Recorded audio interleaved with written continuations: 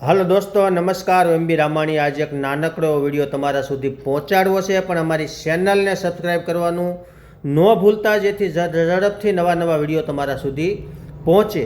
તલનું બહુ મોટું વાવેતર સૌરાષ્ટ્રમાં થવાનું છે, પણ ખાસ કરીને યાદ રાખજો, જેને ઊંડા પાણી છે, જેને મોળા પાણી છે, એ બને ત્યાં લગી વાવેતર ટાળજો, કારણ કે ઊંડા પાણીની અંદર ભરપૂર પ્રમાણમાં ક્ષાર છુપાયેલો હોય છે અને દરેક પાણ આપણે પાઈન તલી કરવાની હોય, એટલે ક્ષારના હિસાબે તલીની હાઇટ ઓછી થાય, તલીની પીળાશ આવી જાય, જમીન બગડે, જમીનની અંદર ક્ષાર લાગી જાય અને તલી ઓછી થાય, પ્લસ ચોમાસું મગફળી પણ ઓછી થશે, ચોમાસું મોલ પણ ઓછો થશે, કારણ કે તમે જે પાણ 14-15 પાણ પાવાના છો એ પાણ ક્ષાર સાથે પાવાના છો, યાદ રાખજો. તો જેને ક્ષાર છે એને વાવેતર ટાળવું, જેને મીઠું પાણી છે એને 100% વાવેતર કરવું, કારણ કે મીઠા પાણીની અંદર સારામાં સારું વળતર આવશે, સારામાં સારો મોલનો ગ્રોથ થશે અને સારામાં સારું ઉત્પાદન આવશે.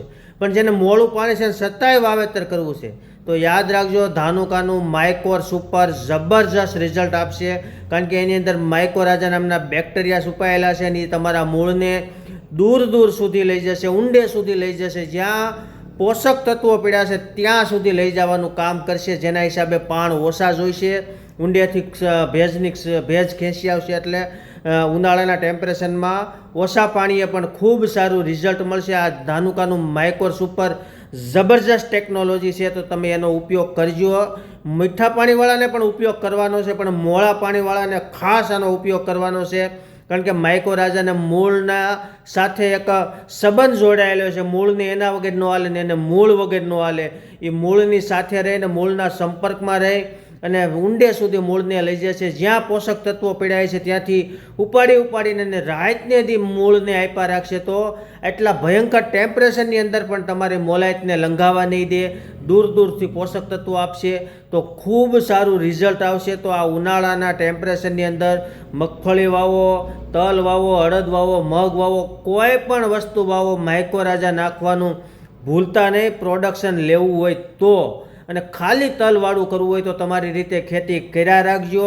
એ બી યાદ રાખજો, તમે ધારો કે મગ વાવો, અડદ વાવો તો એને પટ મારવાનું પણ ભૂલતા નહીં. પહેલો પટ વિટાવેક્સનો મારજો, બીજો પટ નાગાર્જુના કંપનીનો એક્ટિન પાવડર આવે છે એનો મારજો. એક્ટિન પાવડરની અંદર આખું રાઇઝોબિયમ કલ્ચર છુપાયેલું છે, બધા ન્યુટ્રન્સ છુપાયેલા છે. કોઈ બી મોલ જ્યારે ઉગતો હોય શરૂઆતની અવસ્થામાં ત્યારે એને ન્યુટ્રન્સની પુષ્કળ જરૂર હોય, તો આ રાઇઝોબિયમ જે કલ્ચર છે એની અંદર બધા ન્યુટ્રન્સ છે એ એને સારામાં સારું મળશે, અને નાગાર્જુના કંપનીનું છે એટલે રિઝલ્ટ ખૂબ સારું આવશે. તો તલ કરવા હોય કે મગ કરવા હોય કે અડદ કરવા હોય તો આટલી ટેકનોલોજી સાથે કામ કરજો.